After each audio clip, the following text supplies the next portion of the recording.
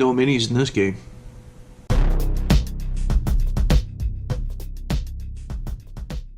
Hey guys, here again today. We're going to do something a little bit different. I'm not going to be painting minis, just taking a little bit of a break from that. I've been painting like crazy trying to get Rising Sun done so we can play a full game, everybody painted. You can only paint so much, you got to take a break and do something a little bit different. So today we're going to be talking about Subatomic. There's another Kickstarter I did there this year, actually for my wife. My wife is into science. And actually it's a fun game. One of the problems I have with most games is that the inserts they come with suck, right? And there's lots of components and there's things that are all in there. So, you know, you put them in baggies or whatever, and you find that with all the stuff that's in there, it's just a pain in the butt because you got all these little bags, you got to open them and take the stuff out. I'd rather just actually build something for the inside to organize everything. And it's very, very simple to do. 5 different bags of cards, different cards. So I did the Kickstarter. I got the nicer metal ones. You know, ooh. You know, I like Kickstarters. It's great. You always get kind of cooler stuff. It's just, I don't know, kind of fun. This is just a player tokens. Then we've got all the different little colored cubes for bonus points. Little markers for your player mats that represent neutrons, protons, and electrons. Then you're left with this. So this is the organizer. Just this flimsy, you know, piece of cardboard that really doesn't do anything, right? Unless you have everything all in a little paper bag. So we're going to take this. We're going to get rid of that. Now we're going to make something that fits this a lot better. Foam core. Like I said, I've been watching videos for quite a while. One of the guys I've been watching actually is, you know, this guy, Black Magic Craft. And of course, he's learned stuff from other guys too. There's also DM Scotty, you know, that he's the guy that kind of found this stuff here from Dollar Tree. Right? It's foam core that allows you to be able to actually peel the paper off of it and be just left with the foam, so you can do whatever you want with the foam. You go and get other craft stuff and everything, and the paper doesn't peel. The glue's too strong and it sticks too much, and you can't use it. It's not possible. I like using this, and I still like taking the paper off, because if I'm going to make an organizer of all these little components and stuff for this, I'm going to do something kind of like this. So, very simple. It's just a little box, you know, that you can put stuff in, right? But I'm going to make them custom fit for this box, for these components, to keep everything organized. Then, we don't need little baggies and stuff anymore. Everything will stay nice and organized. At the same time, though, because it's a crafting thing, and I like to paint and stuff like that, I'm going to make it look a little cooler. Instead of just little boxes, we're going to texture them. And then we're going to use a method like Black Magic Craft does there with his Mod Podge black paint sealer, right? Which also adds strength to it. And then we're just going to touch it up with whatever kind of paint that we want. You know, like depending on the board game it is, you know, you can change it around however you want. This one I'm just going to do something basic. I thought it was going to be kind of neat, but there's these things here that you can get from the Green Stuff World. They're like little tubes that have textured rollers inside. You know, it's something else I discovered from Black Magic Craft. So I actually bought a few of them because they're pretty handy, and again, I do make my own terrain for some games and stuff as well. With all the minis that I paint, you know, why not, right? I think for this one here, I'm actually going to use this like Celtic one. It's kind of neat, you know, where it has like patterns and hieroglyphic stuff and whatever, like ancient things in there. You know, the other ones I have is like brick and wood and cobblestone and whatever. And I figured, well, what the hell? This one I think will look kind of neat for this. So that's what we're going to do. We need to take the paper off of our foam. Sometimes you get lucky and you peel it all off once.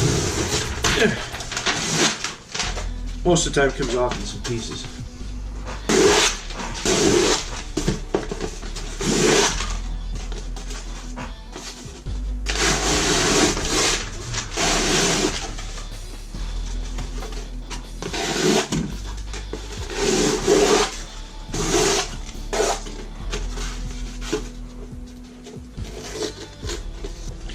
there we have it. Just foam. That's it. No paper on it, no nothing. Easy to cut. We know that we have the board game itself and the instruction manual, so we got to put that in the box like this, because we still need that to be able to fit on top when all of the component boxes and everything go in there. So we know that we need to take away that from the depth of the box. Now, another thing is with the cards is that I tend to like to get protectors for my cards. So especially if it's a game that's going to be played a lot, you want to make sure that you allow for that when you go to make your little containers and stuff to fit inside the box. Now, there's a couple of things. One is that the card's going to be obviously just a little bit bigger, just by about maybe 1/8 of an inch or so, because of the edges of the card when you put it in the card protectors. The other thing though too is that your cards won't stack so thin. They'll actually expand because you have that much more material in between them. So it's going to take up more space. So you have to kind of accommodate for that, right? Now what I will do is I will actually just take a look and count, like say how many cards there are. I'll take another set of cards I already have dressed and count out just as many, right, so that I know what the height is that I need to be able to make these.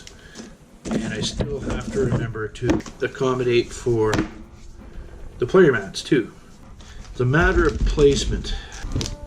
Looks like I'll be able to place them all like so. So we'll place these two on this side like so, and we're gonna place these ones on this side, all three of them. 1, 2, 3. On this side like that. That leaves still lots of room, and leaves lots of room for these to still fit in here as well. Then I could build up a tray on this side to hold some little bits. I could build maybe a separate tray on this side that won't be as deep, right, for the remaining amount of bits, and have everything so that it comes flush to the top. And there's a reason for that. You want to come flush to the top with your little bits ones, because when you put the top back on, it's going to hold flush to the brim of every little component in there. So then if you have all these little bits just inside the little tray, and you put this in say a backpack and put it this way, nothing, well, providing too that maybe you have one of those Geek On elastic bands that goes around your box there just to keep the lid on nice and tight. But as long as the lid's on tight, nothing should fall out of place out of any one of the little boxes. So let's just get started. I'm going to go get some cards the same size, right, and the same amount. So we'll see how high it's going to be. Okay, so I went and got some other cards that I already have sleeved. There's 44 cards in here. It takes up that much space. And you can see there's quite a bit of space left here still. Here's 44 cards when you have protectors on them. It takes up that much more space. You know, whenever I'm doing these, I measure by millimeters. It's better than the Imperial system as far as for accuracy. Right, so I use the millimeters, and what I've done here is I've actually cut off the beginning of my ruler, so it literally starts at the first millimeter. So that way I could just do this and know exactly how high that I need to be able to cut. It's actually going to be 40 millimeters. The Proxon table. Again, something else I learned from Black Magic Craft. He's Canadian. But, you know, go check him out. You know, he'll tell you everything about the Proxon table. I'm not going to bother getting into it. It already has up to 100 marked on here. So every one of these squares is obviously 10 millimeters, right? But we need to have exactly 35. So I'm going to put my ruler on here and put that at 35, mark it down tight. Okay, so I cut a smaller piece. I'm going to rearrange this again. Be at 35. Just so that you can see how this thing cuts. It's actually fantastic. It's very easy to use. And it especially comes great for making token organizers like this because you know you want to have precision for one so everything fits nice and snug. Right? But you also want to have precision so that you know you don't have sloppy corners and you know stuff that doesn't fit together properly. Okay, so I have to go lengthwise this way. Let's turn that on. I have the heat adjusted so it's not too hot, because otherwise it'll melt it faster than it cuts it. And then we just push it through the wires. That's simple. Keep it tight to the fence.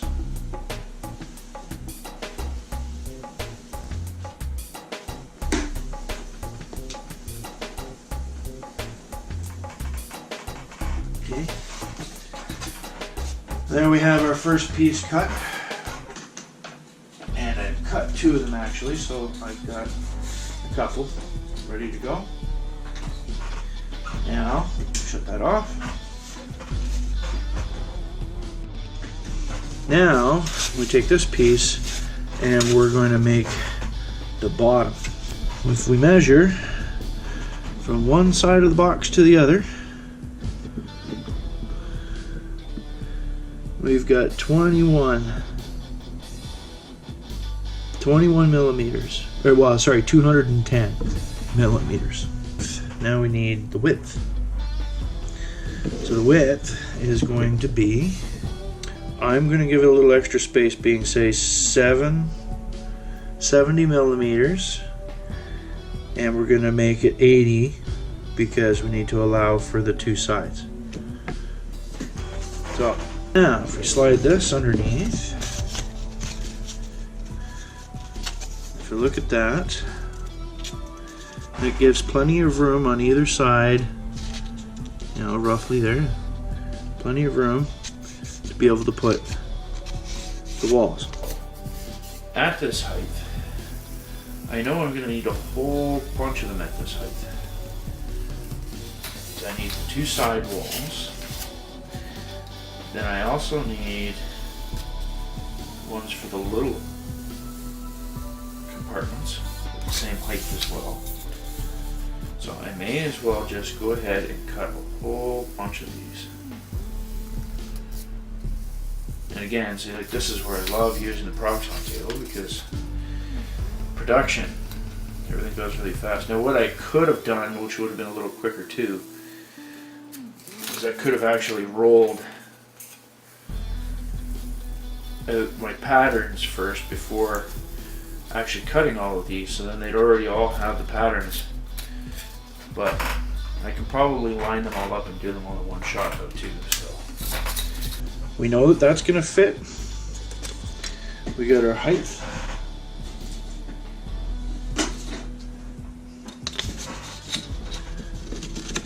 And we know that's going to fit. Just perfect too. Look at that. So there's our 2 end caps.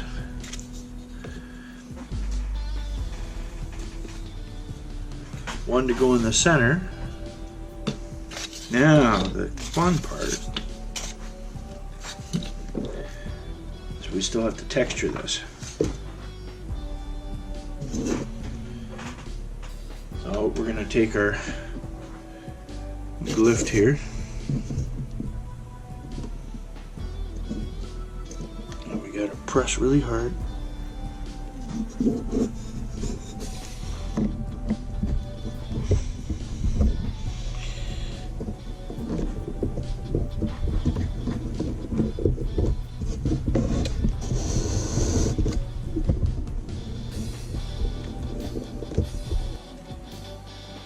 There we go.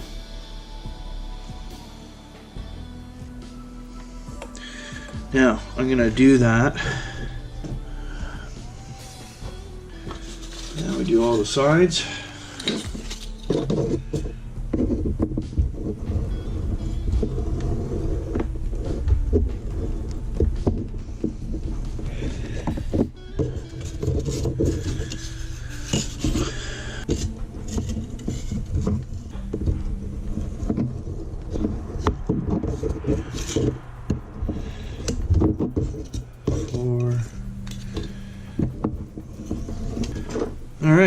now it's time to glue it together.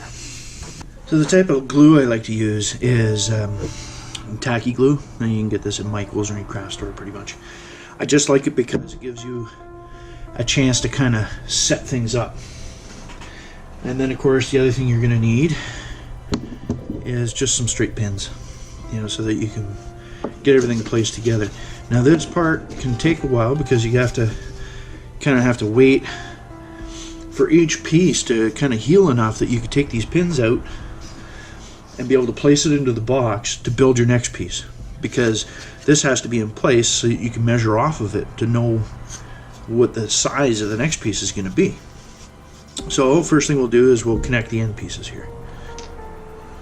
Alright, so a little glass here that I can put my glue in so I don't have to fight with it to get it to come out at the end. So just put a little bit on. You don't need a lot. If you put a little too much, it's okay. You can always wipe it off with your finger. I'll just put it right there like that. And then fit it on the end. Now, because it's got a little bit of a curve to it because I put that pattern on there, you want to start at one corner and place the pin through it. Try to get it straight so that it bites onto most of it, like so. The ones in the corners you want to try and get as much to bite as possible so that it stays nice and rigid and strong there. There we go. There's one end. Make sure that we got our length of the other one right this time.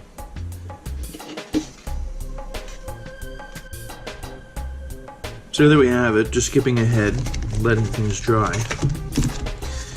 So I've already got now a sleeve that's going to hold. It's going to have a cool pattern to it. It's hard to see there, but you'll see it once it gets painted. You know, when you want to have a game night, you want to play the game. You don't want to spend half the time setting the game up. And a lot of these games, because they come with multiple components like this, it makes it a lot more difficult to just sit down and play a game.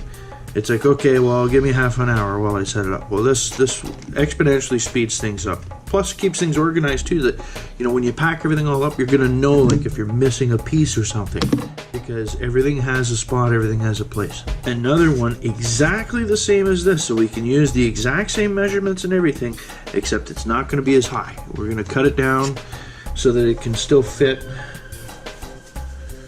the player boards in here. And once we get everything all assembled and done, then we can have some fun with doing a little bit of painting, because that's what this is about. It's about painting, right? So we're gonna make really cool token sets, but at the same time, we're gonna make them look cool too, right? And it'll make people want to play your games. Well, maybe. Anyway, so here we have, I've actually made the bottoms for both the little compartments I'm gonna make on this side, and the bottom for the other cards on this side. Because we want to make sure everything fits tight. So let's say that many cards, no? Okay, let's put this many cards. Hey, now that's perfect right there. I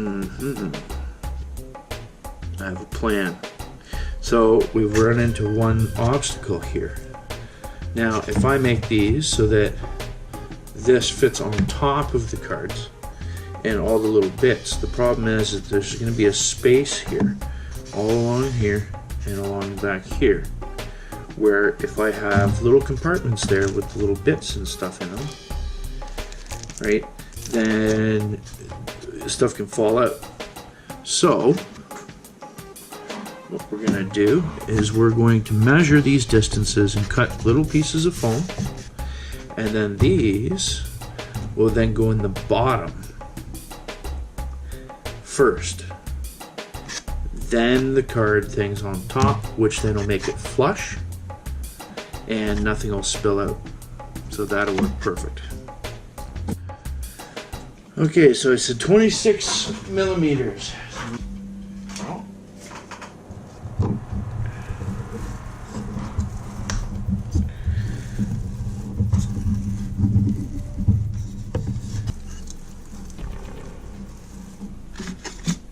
There in the corner, I try my hardest to get it to go up as high as I can through the foam because it'll hold better and strong.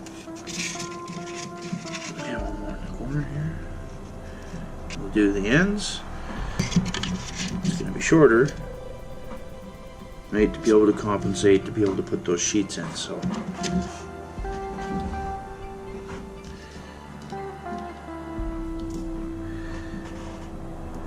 he's got it. These things are going to organize quite well. Now this was 210, so that means it's going to be 105 is going to be center. We get cards here, we get cards here, and in the center we'll have our little boxes for our bits. Okay, so as we can see here, we've got the boxes all made, the individual pieces. This part here has been made to be a little smaller so that way these fit in perfectly. So we just need our strip to go in here to fill in the gap, and we just need to put in our little wafers here and glue them into place to make the little compartments for the rest of the little bits to fit into. Well, it's a 4-player game, so there's your 4 colors, 1, 2, 3, 4. Now we've got these little things, we get these little things, then we have the coins.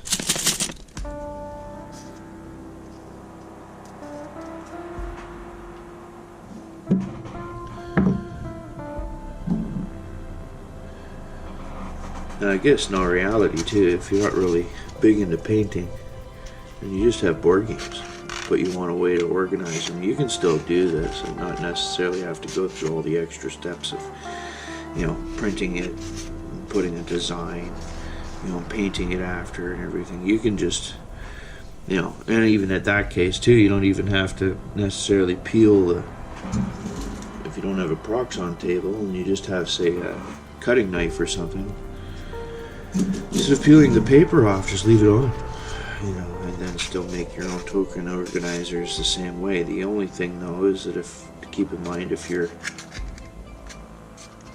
doing the same thing or following what I've done, dimensions that I post, to keep in mind that this, if you don't peel the paper off, you're literally going to be another 2 millimeters thicker. So you'll have to compensate for that. Alright, so that concludes our last piece. We just have to wait for that to dry. Alright, so we've had some time to dry.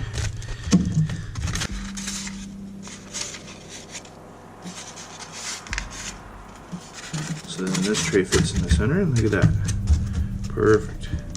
See, so see how they're all the same height now, but that's because these ones, even though they're shorter, are sitting on top of those player mats at the bottom. Everything reaches the same height.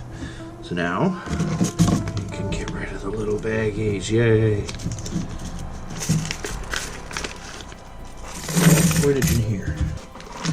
So we'll take these cards. I still have to make that divider piece to put in here for these cards, but I can do that later. All of these cards and put them in there. Little bonus tokens.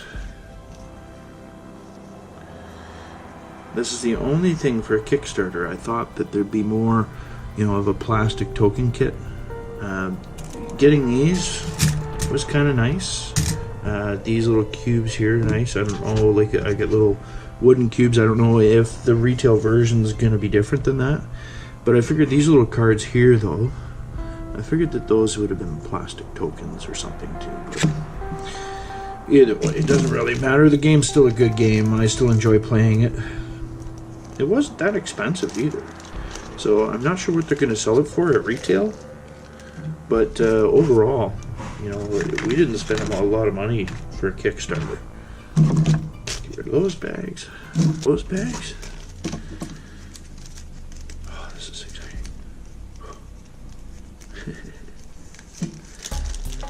I love making token organizers. You know, I love painting minis. I like playing board games. But I like organizing stuff. So you might see a few videos like this, and hopefully, I have a lot of games, and I haven't actually made token organizers for a lot of them, so I probably still will. Look at that. Everything fits in there just nicely. And then we've got the board and the instruction manuals. Fit nice and snug. Put that over top. And there we go. Token organizer set for Subatomic. We want to put it to a test now. Watch this. First, I gotta grab one thing. You gotta have a geek on elastic holder to hold everything together. If you got your ultimate backpack set, if you ordered these with it, these things are fantastic. There we go. Secured. Now, ultimate test.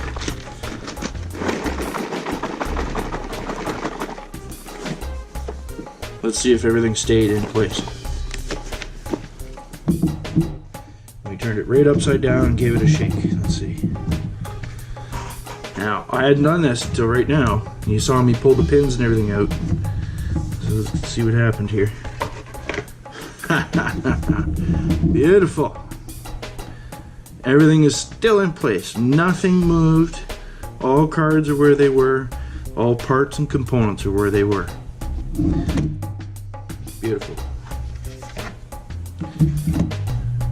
So that's episode 7, making a token organizer for Subatomic. Now, if you'd like to see how we're going to paint it now and make it look cool, right, then click on episode number 8. I'm going to paint it and we're going to make it look cool. Until then, see you in the next episode.